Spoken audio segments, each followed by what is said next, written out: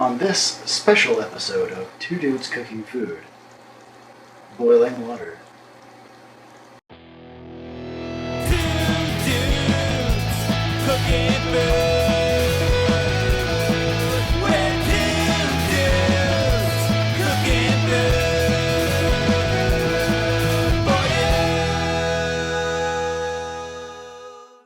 Hey Nick, what time is it? It's spaghetti time. Spaghetti time!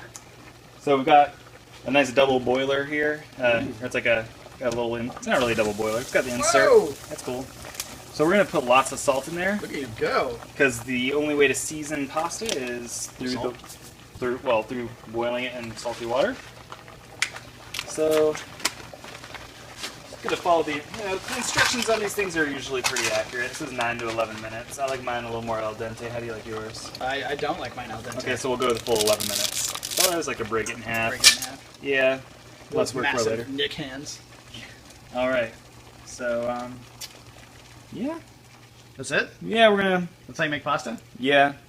Awesome. Yep. Hey Nick, Hey, Banish. this is like boiling and the pasta's still in there. Yeah. I normally turn mine down. I don't let it boil, and then because like water boils up and it comes out over the sides, and like how are you letting it still boil and that's not happening?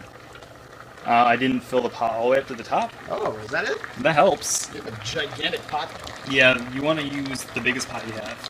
That way, when you put your pasta in, it's not going to bring it below a boil for very long. It'll recover because there's more water to absorb the heat, I guess. The heat, water to absorb the heat and the pasta. Yeah, well, Water to absorb the pasta. yeah, well, adding the room temperature pasta is not going to lower the temperature of the boiling water very much for very long. Wow. Okay. Awesome.